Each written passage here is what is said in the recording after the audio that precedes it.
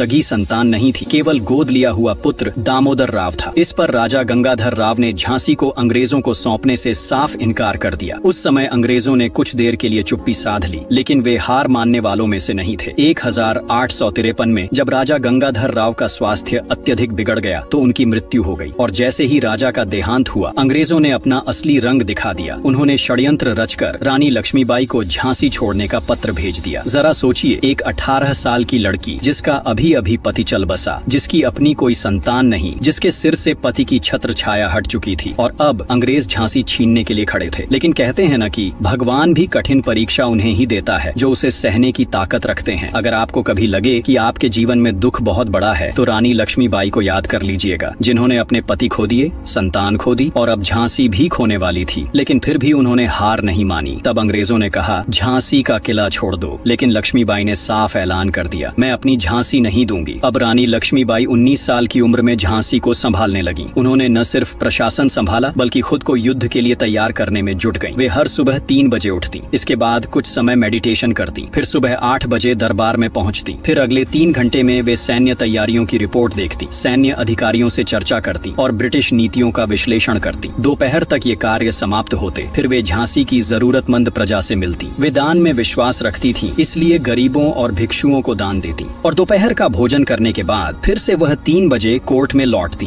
और न्यायिक मामलों, राजस्व और वित्तीय विभागों को देखती। शाम तक काम करती और फिर थोड़ा आराम करके वे इतिहास और युद्ध नीति की किताबें पढ़ने लगती। यह उनका उस समय का कठोर और अनुशासित जीवन था और इसी अनुशासन ने उन्हें इतिहास की सबसे महान योद्धा बनाया। रानी लक्ष्मीबाई के इसी समर्पण और निष्ठा के कारण झांसी की जनता उन्हें अपनी माता समान मानने लगी। प्रजा ही उनका परिवार था, झांसी ही उनकी आत्मा थी। लेकिन 1854 का वर्ष झांसी के इतिहास में एक काला अध्याय लिखने जा रहा था। ब्रिटिश सरकार ने आधिकारिक रूप से झांसी को ईस्ट इंडिया कंपनी में मिला लेने का आदेश दे दिया। रानी लक्ष्मीबाई ने इसके खिलाफ हर संभव प्रयास किया। उन्होंने न्याय की गुहार लगाई, कोर्ट में अपील की, लेकिन लॉर्ड डलहौजी अपने फैसले से टस से मस नहीं हुआ। कुछ ब्रिटिश अधिकारी भी इस मामले में रानी के पक्ष में थे, परंतु सरकार के आगे उनकी कोई नहीं चली। उस रात झांसी का किला अंधेरे में डूबा था, लेकिन रानी के मन में एक भीषण तूफान उमड़ रहा था। वह अपने बेटे दामोदर राव को गोद में लिए खिड़की के पास खड़ी झांसी की विशाल दीवारों को देख रही थी। यह वही दीवारें थीं जो उनके शासनकाल में अजेय रहीं, लेकिन अब इन्हें उन्हें छोड़ना था। उनकी आंखों में आंसू छलक आए। तभी पीछे से एक कठोर आवाज गूंजी, झांसी अब ब्रिटिश सरकार की संपत्ति है, आपको इसे खाली करना होगा। रानी ने धीरे धीरे पीछे मुड़कर देखा। उनकी आंखों में अब नमी नहीं बल्कि एक दृढ़ संकल्प की आग जल रही थी। उन्होंने अपनी तलवार को अंतिम बार झांसी की मिट्टी पर रखा और ठहरते हुए बोली, आज मैं अपना किला छोड़ रही हूँ, पर याद रखना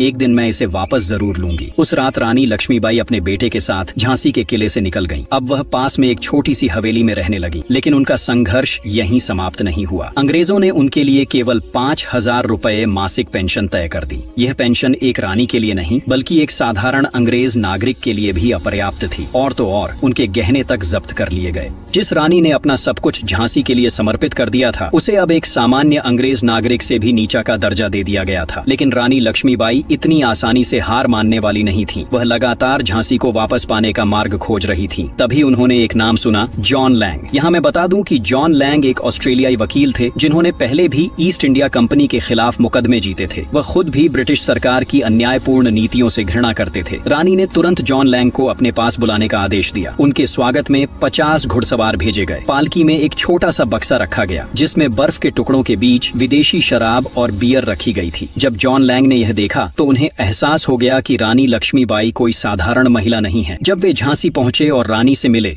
तो उन्होंने अपने किताब में रानी लक्ष्मीबाई के बारे में लिखा कि उस समय रानी मध्यम कद की तगड़ी महिला थी। उनका चेहरा अत्यंत गोल और सुंदर था। उनकी त्वचा अत्यधिक गोरी थी। उन्होंने कोई गहने नहीं पहने थे, केवल कानों में छोटी छोटी बूंदों के आकार की बालियां थीं। लेकिन इस भव्यता और शालीनता के पीछे एक टूटी हुई रानी खड़ी थी। रानी ने गंभीर स्वर में पूछा, क्या मेरी झांसी को वापस पाया जा सकता है? जॉन लैंग कुछ देर चुप रहे, फिर उन्होंने धीरे से सिर झुका लिया। रानी साहिबा, यह लड़ाई बेकार है। ब्रिटिश सरकार कभी आपको झांसी नहीं लौटाएगी। इतना कहकर वह वहाँ से चले गए। समय बीतता गया और ब्रिटिश सरकार ने रानी की पेंशन बढ़ाने की किसी भी मांग को अनसुना कर दिया। झांसी में धीरे धीरे विरोध के स्वर उठने लगे, परंतु वे इतने प्रभावी नहीं थे कि अंग्रेजी हुकूमत को हिला सकें। परंतु रानी लक्ष्मीबाई के भीतर अब विद्रोह की ज्वाला जल चुकी थी। उन्हें एहसास हो गया था कि न्याय की गुहार से कुछ नहीं होने वाला। अब